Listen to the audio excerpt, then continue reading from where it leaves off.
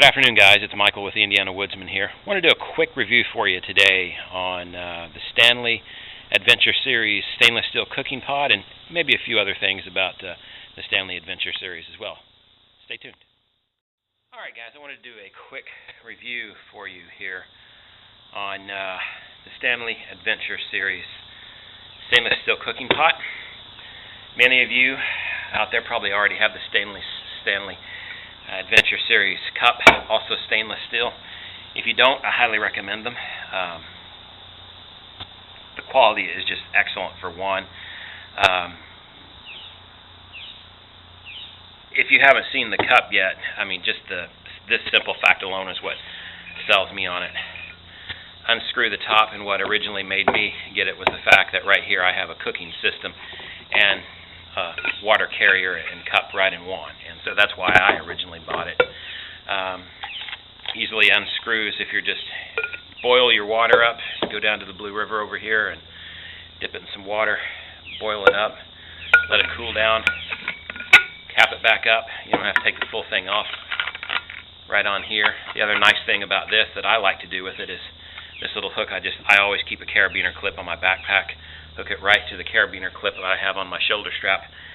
Water to me, very easily accessible, even without having to have a camelback. Camelbacks obviously make it a little more convenient, but personally I hate cleaning a camelback, so I just don't use them.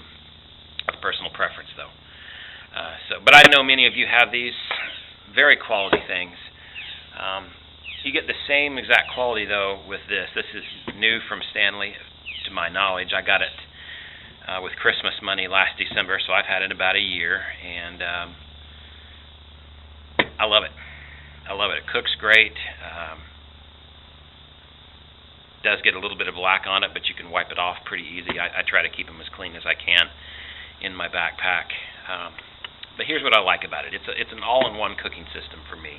Unless I'm wanting to need something where I've got a frying pan, like sometimes I'll take Spam singles or something like that in the pouches, and so I might want to take my aluminum mess kit or something along those lines with me. But otherwise, if I'm out and about, especially over the fall and winter months, I'm wanting soup because I'm a big soup lover to begin with. But you can boil water in this and do a bunch of things. So let me just show it to you. First of all, you have this little handle that just closes right over on this. Lift the handle up and lock this in place. You've got a handle that you can have over the fire, which is nice. Got a lid on this thing, which is great. Inside of this, it actually comes with two. You can see how deep that is. It actually comes with two of these little nesting cups. Are they worth it? I've heard good and bad. Depends on whether you want the weight. Actually, the nesting cup weighs probably, I think, just as much, if not more, than the actual stainless steel cook pot does to begin with, if you want my opinion. But I don't take both of them because I don't need both of them. But I like to keep one because here's the reason why. Over the wintertime especially, I love these little soupy pouches. They're great. It takes 1 cup of water. You stir this pouch in and you bring it to a boil, and you've got creamy potato soup or chicken enchilada soup. And it doesn't take long at all. And these are real simple to do if you want to do as far as cooking it. Cup of water, very easy. A cup is 8 ounces. You've got markings right over here, 8 ounces, 12, 16, and 20 ounces. I believe all the way up to the top is 24, if I remember right. It's written on the bottom. Yeah, it's 24 ounces at the top of it. So you can actually boil quite a bit of water with this. But put your 16 ounces of water right up to there. Open up one of these, pour it in, and you're good to go. But here's the thing about it. I always keep a fork on me in my pack. Now, the fork won't actually fit in here and have everything closed. But, you know, I could, if I weren't being lazy, just take out of that. But I think it's easier. Just take it and pour it right over in here, and you got this. You can either just drink out of it straight, or frankly, it's a lot easier to eat your soup out of this. But that's just my opinion. So if you want to save some weight, you could save weight pretty easily by just getting rid of this, because again, it's half the weight easily just on that. But you know, for me, it doesn't add that much more to it, and it's my one cook pot system.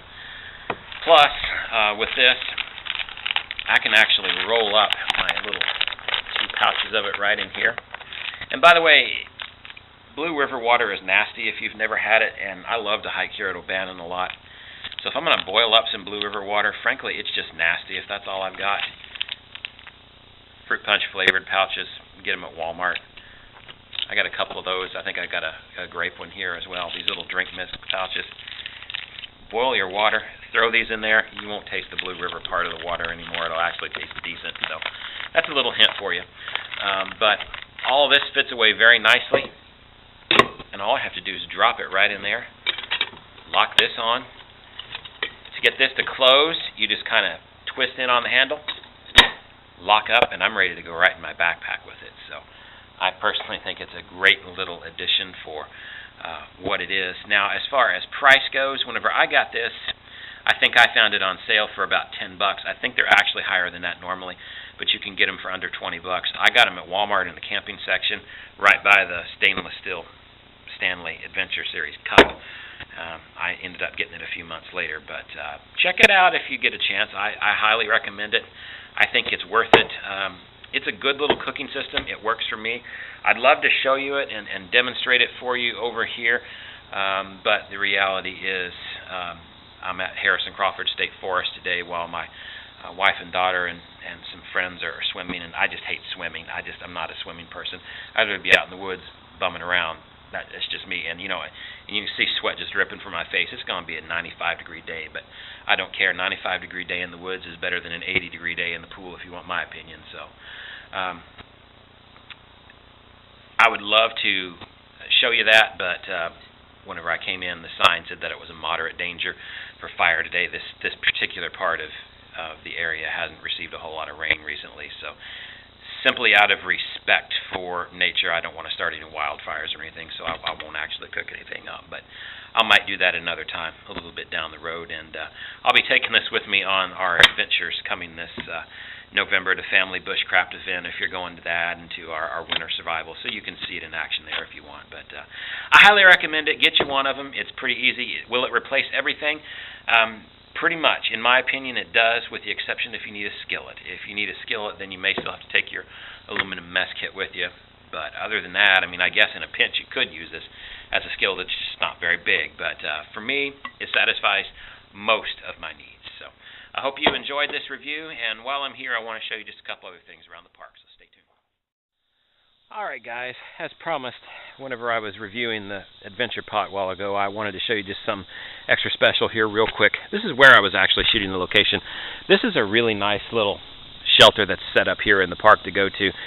As you pull into O'Bannon Woods, right from 62, the highway that turns off of that, and the road number escapes me right now, there's a little parking area to your right. For those of you that participated in our War Games demonstration kind of thing last April, I think it was. Same parking area as there. I think it's called the Rocky Creek Trail or something. I'll try to post the GPS coordinates of it below in the comments of YouTube here, just so that you can get an idea. But there's a little rock road that goes right back from that area, and it's actually overgrown on part of it here, so it's more of a little rock path than it is anything. But I'm only about a third of a mile to a quarter of a mile at most from the road, not very far at all. And then you come right back here and you've got a nice little shelter, which is very handy because if you can see the actual raindrops starting to fall right now, I'm going to go get out of the rain. Well, I didn't plan on the rain shower coming in when I was going to show you this shelter, but man, this is a good little illustration of it. Here I am finishing up my Stanley Adventure Series Cup demonstration for you all, and I wanted to just kind of show you this little shelter because I've loved it. I've always wanted to stay in it because I think it's just really cool. It's nothing real fancy. It's just a dirt floor here, but pretty cool. You got a nice little fire pit over here that you can cook stuff in. It'd make a great little shelter for you if you didn't want to do much of anything.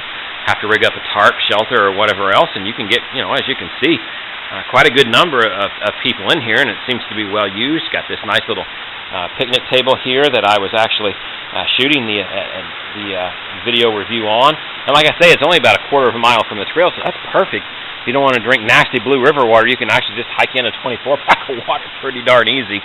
And so it just makes it an ideal location if you want to have a good little bonfire going here and campfire and have 4 or 5 guys. But, you know, this is just a perfect reason to know where these shelters are, too, because, you know, you just absolutely never know whenever these little showers are going to pop up. And, you know, I pulled up radar on my phone, being the meteorologist nerd that I am, and it's not a big shower. It'll be gone here in a couple of minutes, but it sure is nice to be able to stay dry. So keep this in mind. I'll throw the GPS coordinates on this as we go out, and here in a second I'll show you what the area actually looks like around as you come into it. Okay, guys, so the name of this trail, real quick, is the Rock Creek Trailhead. And I can't remember if I said that right on the trail there a while ago or not. Right over to the right of this, there's a sign that says Isaac's Bottom. So if you come in, though, literally, there's the main road. Went back into abandoned, and there's a nice little parking lot here. You can see I'm the only one here in the parking lot, so it's kind of nice today. But I got more videos coming. I had another video that I wanted to shoot for y'all, but I'll have to do that another time because the rain closed down the pool, so I got to go pick up my family. But that's fine. I'll be back out woods bumming again one of these days, and I'll get this one edited and uploaded for you. And like I said, I'll make sure to put those coordinates to this place in the bottom of it. So check it out. I can testify to you that shelter holds up well during rain, because after I shut it off the video from you, it came down a pretty little gully washer, and not a drop came through that roof. So I certainly wouldn't hesitate to stay here one bit. So for Indiana Woodsman, this is Michael, and I'll see you guys soon.